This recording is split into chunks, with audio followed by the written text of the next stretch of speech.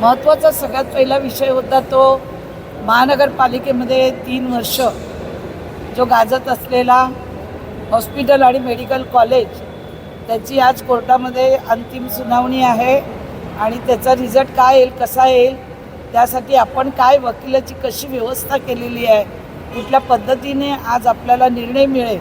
कारण गेले 3 वर्ष मेडिकल कॉलेज आणि हॉस्पिटल याच्यासाठी स्थानिक जी लोक आहेत ज्यांना हॉस्पिटल आणि मेडिकल कॉलेज पाहिजे नाही, त्यासाठी त्या मैदानामध्ये त्यांना 10-12 लाखाचं जे उत्पन्न मिळतं, ज्या कंपन्या आहेत त्या खेळाडूंना तिथे प्रॅक्टिस करायला आणतात, त्यांचं त्या काही लोकांना पैसे मिळतात, त्यासाठी त्यांना तिथे हॉस्पिटल नको आहे. आणि म्हणून ते कोर्टात प्रत्येक वेळी काही ना काही पॉईंट टाकून आज मँग्रोज आहे, आज अमुक आहे, तो म्हणतात. तर शेवटचा आजचा आज निर्णय आहे, तो काय होतो तो बघू. त्याचा एक आम्ही त्यांच्याशी चर्चा केली. दुसरं, आता हे काय जे नवी मुंबई शहर आहे, इंटरनॅशनल एअरपोर्ट येतं आहे. या इंटरनॅशनल एअरपोर्ट येत असताना हा जो पाम बीच बनवलेला आहे, हा पाम बीच हा नवी मुंबईचा नेकलेस म्हणून गिनती केला जातो. आणि सगळे पत्रकार असतील, मीडिया असेल, इथले पब्लिक असतील, फेमिंगो नगरी म्हणून इथे फेमिंगो येत असतात. अशा वेळी आपण या नव्या मुंबईच्या रस्त्यात, गावागावात, चौकाचौकात हे जे बोर्ड बसवायचं काम जे चालू आहे कमानीचं, गेल्या 1 महिन्यापूर्वी मी आपल्या माध्यमातून कमिशनरला भेटली होती. कमिशनरांना सांगितलं होतं की हे कमानी बोर्ड जर एखादं जरी पडलं, आता वादळ पाऊस आपण गावागावात पडतोय, कितीतरी झोपड्या, कितीतरी कमानी पडत आहेत. घाटकोपरला केवढा मोठा हादसा झाला, त्याच्यामध्ये त्या बनवणारा कोण, त्याचा मालक कोण, तो टेंडरवाला कोण, सगळे पोलिसांनी पकडले. उद्या इथे अपघात झाला तर ते करावा गावाजवळ लावलं आहे, त्याचं पोल आहे, पोलच्या बाजूला लावलं आहे, तो पोल घेऊन पडला तर तिथे एखादा गाववाला, तिथे एखादा मुलगा जात असेल गाडी घेऊन आणि अपघात झाला तर त्याला जबाबदार कोण आहे? महानगरपालिका जबाबदार राहणार का? अधिकारी जबाबदार राहणार का? कॉन्ट्रॅक्टर जबाबदार राहणार? मी तुम्हाला 1 महिना झाले सांगून, आता जर या 2-3 दिवसाचं काढलं नाही तर आम्ही सगळे लोक तिथे JCB घेऊन किंवा बुलडोझर घेऊन आम्ही जाऊन ते तोडून टाकणार आहोत. आम्हाला काय ह्या नगराचं, या रस्त्याचं, जिथे तिथे कमानी, जिथे तिथे बोर्ड, एवढ्या जाहिराती कोणाच्या लावायच्या आहेत? या फुकट राजकीय नेत्यांच्या ज्या जाहिराती आहेत. आणि महापालिकेला आज भूदंड जो पडतो, बसवरती जाहिराती, बस डेपोवर जाहिराती, वाढदिवस झाले तरी 10-10 दिवस जाहिराती निघत नाही. मी बोलली त्यांना, आता आज NMTचा फायदा कशात असतो? जाहिरातीत असतो. आज का तुमची NMT तुमची बस सेवा तोट्यात चाललं आहे? ह्याचा कधी तुम्ही विचार केला का? खूप त्या नेत्यांच्या जाहिराती लावायच्या, वाढदिवसाच्या, ह्याच्या त्याच्या. अरे गल्लीतले लोक पण आता त्याच्या जाहिराती लावायला लागले, जे कुठल्या पदावर नाहीत ते सुद्धा मोठे मोठे फोटो टाकून. म्हणजे या जाहिरातीसाठी या शहराला विद्रुपीकरण करायचं का? याच्यामागे कोण लीड नेता आहे? कोणाचा सपोर्ट आहे त्या कंपनीला? ती कंपनी आलेली माझ्याकडे, मला या शहराचं वाटोळ करायचं नाही, तुम्ही ताबडतोब त्या कमानी काढा. ते बोलले काढतो. तरी आज 15 दिवस होऊन गेले, कमानी काढलेले नाहीत. एकदा 2 ते 3 दिवसात त्यांना आता वेळ दिला. आज मी ऐकताना याचा काढला नाही तर आम्ही सगळे कार्यकर्ते म्हणून आम्ही JCB बुलडोझर नेऊन ते काढून टाकू.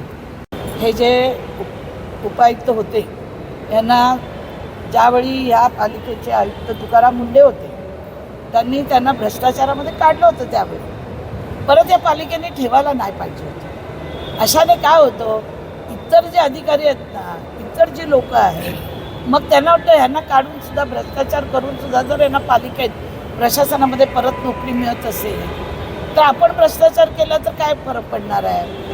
अशा पद्धतीची मानसिकता या महानगरपालिकेत झालेली आहे.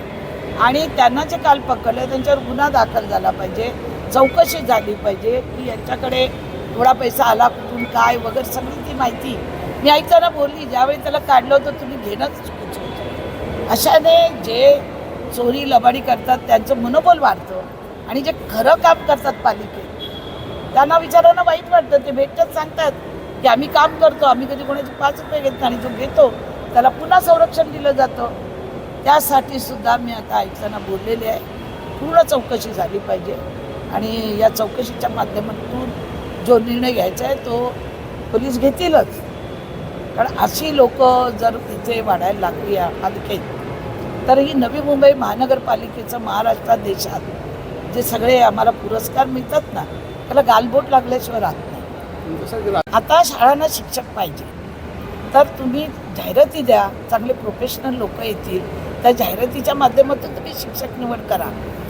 एखादी महिला संस्था त्याला तुम्ही 10 वर्षाचं काम देताच कसं? त्या संस्थेचं रजिस्ट्रेशन खरं आहे खोटं आहे, किती वर्षाचं आहे हे आपण पाहिलं का?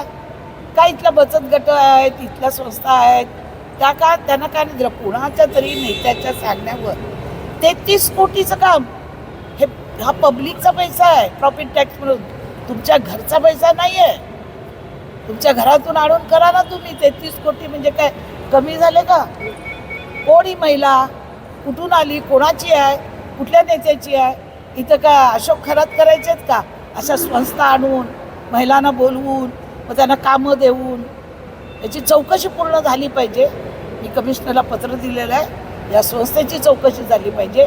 या संस्थेचं रजिस्ट्रेशन खरं आहे खोटं आहे, किती वर्षाचं आहे, तुम्ही कोणाला विचारूनही काम दिलं का? टेंडर काढलं नाही? त्याचा तो आज महत्त्वाचा प्रश्न होता. बाकी सगळ्या जे आता 5 स्टेडियम जे बनतात आहेत, प्रत्येक गावामध्ये खेळाडूंना तिथल्या तिथे व्यायाम करायला असेल, त्यांच्या बुद्धीला चालना देण्यासाठी असेल, ते आपण खेळायचे मैदान 5 तयार करतो. एक नवीन बेलापूरला करतो.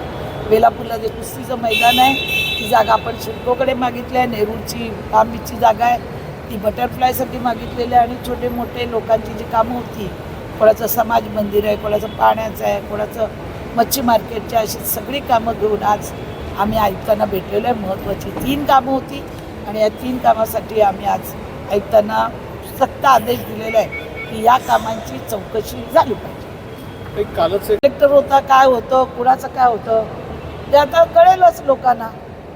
लोकांना पण इथल्या जनतेला कळलं पाहिजे की कोण मागे आहे यांच्या, कोणाची माणसं ही कशी पालिकेत येतात. चौकशी झालीच पाहिजे. आजची उद्योगनगरी न्यूजला सबस्क्राईब, बेल आयकॉनला प्रेस करा, लाईक, कमेंट आणि शेअर करा.